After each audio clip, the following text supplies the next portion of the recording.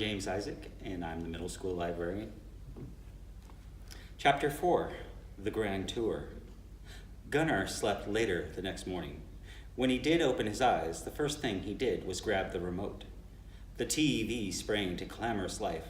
I wondered whether humans communicated telepathically with their various boxes. Or maybe the boxes communicated with one another, maybe at the human's behest. Gunnar stumbled sleepily over to the game console. He pressed a button. Music chimed. He picked up the controller, which he'd left on the console the night before, and stared blankly at the TV. "No video games, mister," said Mom, striding into the room. I would learn that Mom never merely walked into the room, but always entered in haste and with great sweeping strides.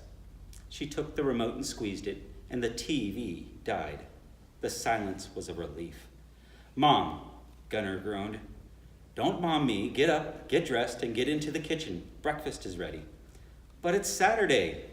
"That doesn't mean you can lie around all day glued to the set," Mom said. "Your father and I are going to hit some yard sales. Why don't you come with us?" Gunnar blew a puff of air and looked up at the ceiling. "In that case," Mom said, "you can stay here and clean up this pigsty." Gunnar collapsed onto his back. I think he was playing dead.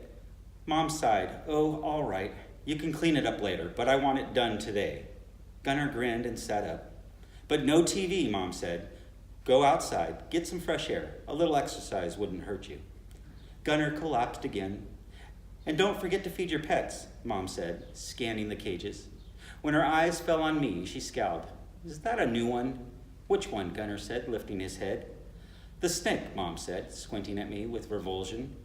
"It isn't a rattlesnake, is it?" "Duh, Mom," Gunnar said, "like I'd bring home a rattler." "I wouldn't put it past you," Mom mumbled. Then, forgetting her original question, she turned to leave. "I put your breakfast on the table. Milk's in the fridge. Please put your dishes in the dishwasher and rinse them first." My mind raced with questions. Milk's in the what? Dishes in the where? But before I could confer with Speedy, Gunnar approached my cage. I hissed. "When you get tame, I'll take you out of your tank," he whispered, his eyes wide with excitement. "But I can show you around the house after they leave, if you want." He waited a moment, as if expecting me to answer, then said, "I'll go get the wagon." He rushed out of the room. "Wagon?" I asked Speedy. "You'll see," Speedy said. "I hate the wagon," Rex interjected. When Gunnar returned, he was pulling a rattling red four-wheeled vehicle by its long handle. "What's it for?" I asked the others. "The Grand Tour," Speedy replied. "Okay, Crush," Gunnar said. "They're gone. In you go." He wrapped his arms around the terrarium, then grunting and straining, lifted it. The cage tipped, and everything inside it, myself and the dead mouse included, slid into the glass wall. Gunnar turned around and set, or more accurately plunked, the tank into the wagon. He then fell to his knees on the floor, panting loudly and holding his sides. Mom was right. He needed exercise. "Ready for the Grand Tour?" he said between deep breaths. "As if you have a choice," Speedy said. That tortoise wouldn't be so glib with me if we were free, I thought to myself. "But we aren't free, are we?" Speedy said. I still wasn't being careful with my thoughts. Gunnar got to his feet, grasped the handle, and jerked the wagon forward.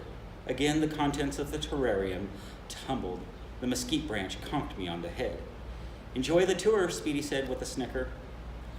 We exited Gunnar's room and entered a longer, narrower one with few furnishings in it, and many doors. I vaguely remembered it from when he carried me in. I had been in such a disoriented state that I didn't recall much of what I'd seen. "This is just the hallway," Gunnar said. "Not much to see here." He opened a door to a small, shiny white room with a white, shiny, grassless floor. "And this is the bathroom," he said. "I guess you don't really need bathrooms. You just go outside." I tried to figure this out. If you go outside, you don't need bathrooms? So does that mean if you do need bathrooms, to bathe, I assume, you don't go outside? Personally, I never bathed. It's one of the many perks of being a reptile. Then he showed me the tub where he took baths, hence bathroom. He pulled the shiny metal lever on a big, round, shiny, white, bowl-shaped object, and a horribly loud sucking sound rattled my bones. "That's the toilet," he said. He opened another door. "This is a closet. It's where we keep our towels and sheets and stuff." I nodded, though every new thing he told me only added to my confusion. Like I said, not much to see here. We went back into the hall. Here's the laundry room, Gunnar said, opening yet another door, and this time pulling the wagon inside. The room contained 2 large metal boxes. One was vibrating violently. There was a basket of skins on the floor beside it. Mom washes the clothes in here, Gunnar explained. This one's the washer, and this one's the dryer. He opened the dryer's door. I looked inside. The box was filled with skins, that is, clothes. They looked damp. The next room resembled Gunnar's, though larger and neater. In it were a bigger bed and a bigger TV. This is my parents' room, Gunnar said. I'm not supposed to be in here. He winked at me. So don't tell. I didn't wink back. I have no eyelids. The room contained no cages, which I hope meant that at least adult humans had better sense to imprison wild animals for the sheer fun of it. From a door inside this room, we entered another bathroom, this one larger than the first. This is my parents' bathroom, Gunnar said, and this is their tub. It has a whirlpool in it. I could fill it up and put you in. I know snakes like to swim. I heard it in a book. We do? He twisted a shiny knob and water poured out of a metal pipe. He held his hand under the stream. Hot or cold, he asked, or medium? I didn't answer. I'll do medium. He twisted another knob, and the stream increased. He flipped a switch. The tub began to fill with water. Was he serious about this swimming business? I wreathed and hissed. You don't want a bath, he said. I snapped at him. Okay, he said. He twisted both knobs, and the water dried up as abruptly as it had appeared. I have to admit, I was a bit odd. Humans could create springs and dry them up at the flick of a wrist. Perhaps the secret to their success was that they had somehow acquired a measure of control over the powers of nature. Were they supernatural? Unnatural? Were they of the earth? Alien? When you're tame, we can try again, Gunnar said, but you have to promise not to tell Mom. She'd have a cow. I breathed a sigh. I would never be tame, so I would never have to witness Mom having a cow, whatever that meant. We continued onward into a tiny windowless room with clothes hanging overhead. This is another closet, Gunnar said. We entered a big room with many windows, brown grass, and yet another TV, the biggest yet. This is the living room, Gunnar said. If there was a dining room, I was never admitted to it. Next came another shiny, grassless room, like the bathrooms, only much bigger and brighter. There were windows on the ceiling, and sunlight shone through them onto my scales. I basked in it. This is the kitchen, Gunnar said. It's where Mom makes our meals. Makes? Not hunts? Gunnar opened a tall, silvery 2-doored box, and I felt a cold breeze blow into the cage. Sunny and cold? Was it winter already? This is the fridge, Gunnar said. It's where we keep our food. Here's some cheese, and this is mustard, and this is sour cream, and this is, he sniffed. Leftover split pea soup, I think. Maybe guacamole. He removed a tall, thin box from a pointed top and said, this is milk. I wondered whose. Mom's? He closed the door and opened the ones beside it. A plume of frosty air poured out onto the floor. I shivered. This is the freezer, he said, and here's your mice. He held up a crinkly pouch of some sort and wrapped it against the freezer door. I thaw them out before I give them to you, of course. Thaw? The mice were frozen? Where did he find frozen mice? And how did he keep them frozen? Could humans somehow store cold air in boxes? Gunnar called the box a freezer. Did it freeze things? Could humans change the temperature of the air? Could they control the weather? My brain ached from trying to absorb all this. There was much more to humans than I knew. I may have to give you a live one first, Gunnar said, to get you used to him. Before I could begin to imagine what this might mean, Gunnar leaned over and lifted the tank out of the wagon. Once again, I was sent tumbling coil over coil. He dropped the cage on a high ledge by a large window. Through the window, I saw the beautiful world outside, the sky, the sun, the cacti, the rocks, and the dirt. How I longed to return to it. I licked at the air, trying to smell the desert's delicious, dusty scent, but could not.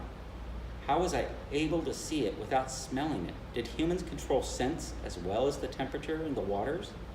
Is that what windows were for, to keep our scent? Why did they wish to put invisible barriers between themselves and the world? That's our yard, Gunnar said, pointing. When I'm sure you won't try to get away, I'll bring you out there too. So that was it. If I ever wanted to return to the outdoors, I had to become his slavering, doting pet. But why? This was the most confounding thing of all. Why? That's the end of the grand tour, Crush said. I'm going to eat now. He smiled. Let me know if you see something you like. He sat down on a chair, picked up a small metal object from the table, and began cutting and shoveling square brown foodstuffs with little squares, indentations in them, into his mouth. Waffles, Gunnar said, with his mouth full. Mom must have bought a new waffle iron yesterday. I laid my chin down in the dirt of my cell, closed my eyes, and wished I had hands to hold my aching, addled head. How was the tour? Speedy asked. A bit terrifying. I had no idea what humans were capable of. I heard they were crafty, but how are they able to do such things? You mean harness light and water? Speedy asked. Change the weather? Yes. It's only the beginning, Speedy said. There are more marvels waiting, some not so marvelous. Such as? Be not in haste, the tortoise said. There is nothing here but time. If you live long enough, you will see. Of course, though, you will see them from your cage. Live long enough, I asked. Are there mortal dangers here? The tortoise chuckled. The boy doesn't always take very good care of his prisoners, Rex the lizard chimed in. What do you mean? He doesn't feed us enough? Sometimes he doesn't understand what we need to survive, Rex answered. Sometimes he plays too rough. How can a creature able to bend the laws of nature be so ignorant and cruel, I asked. The tortoise chuckled again. I guess even nature makes mistakes, and he withdrew his head. Why does he always do that? I asked Rex. Do what? Retreat into his shell in the middle of a conversation. It's rude. Tortoises are like that, I found. They're well protected. I think that makes them smug. He's the first I've ever spoken to, I said. Too busy gobbling up their eggs to chat, Speedy said from inside his shell. I don't eat eggs, I reminded him. Not even in a pinch. I eat only what I want to eat. The tortoise chuckled again. He was really starting to bug me. That was before, he said. Now you'd be smart to eat what you are given. Otherwise, you'd be dumped out of your cage, cold and stiff, like the white mouse you won't eat.